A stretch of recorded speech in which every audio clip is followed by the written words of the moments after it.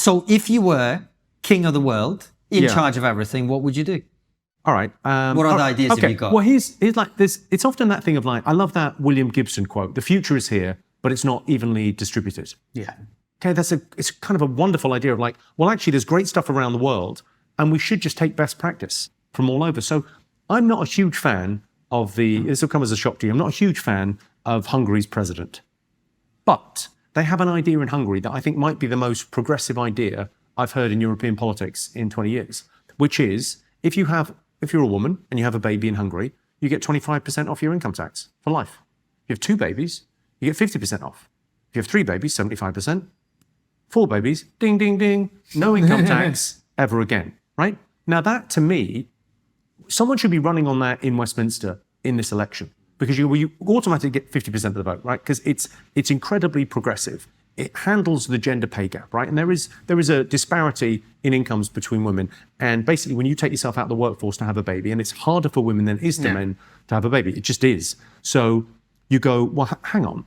If we can give women back that money down the line for having a baby, and we can close the gender pay gap, and we can encourage mums to go back to work, which is a great example to give your kids, a great thing to do if you want to do that, wonderful, and we'll incentivize you. It strikes me as, why are we not doing that? And someone's going to go, oh, well, we haven't costed it. It's going to, I don't care what the costing is, because demographics is destiny. And if we encourage more people to have kids and we make it easier for people, then a better world, more of us, great. More of us is a good thing.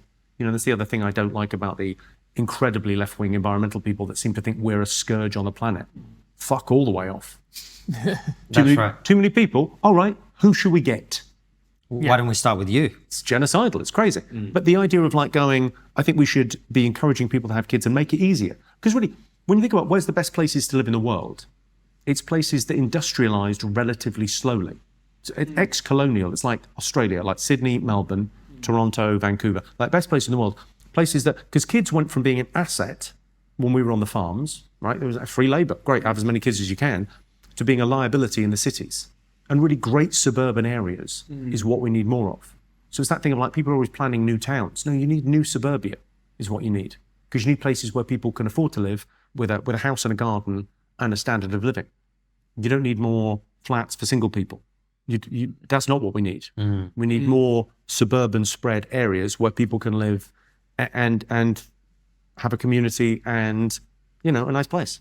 Yeah, and that's one of the things that I found so frustrating about this government is Michael Gove recently came out and was going... Did he? Well, that's an exclusive, isn't it? I think we all knew, but that's... Oh, sorry, did you not finish the sentence? No. Oh, well, I'm sorry. Well, that's just a mix-up. Please continue. There's going to be all the Americans Googling Michael Gove and go, I understand that joke.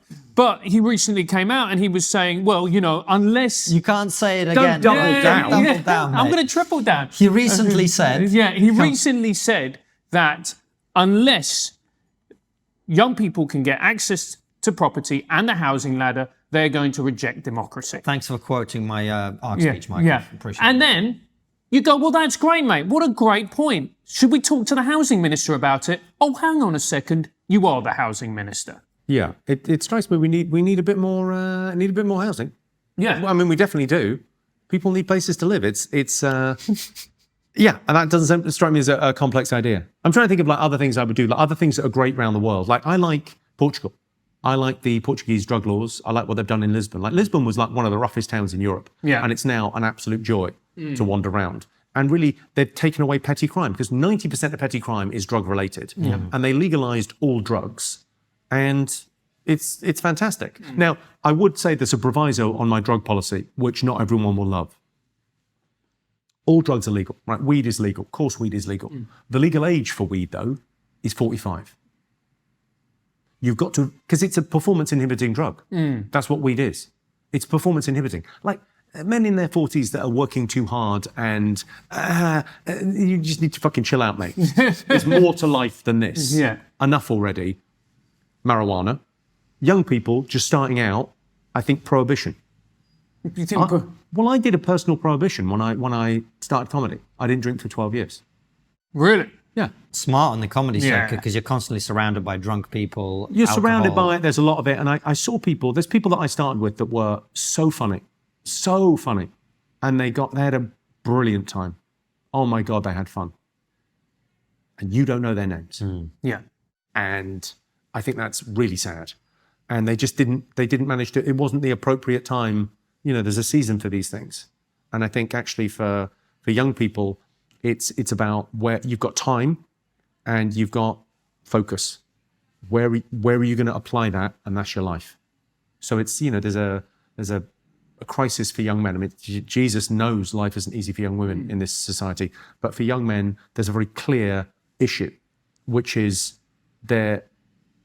George Orwell wasn't right. Aldous Huxley was right. Our power will not be taken by some force from above. It will be given away for cheap dopamine. So guys are playing video games 100 hours a week, right? The video games are a proxy for career, very clearly, right? You look at the levels and the big boss at the end. I mean, it's so clearly a proxy for career, right? And porn is a proxy for sex.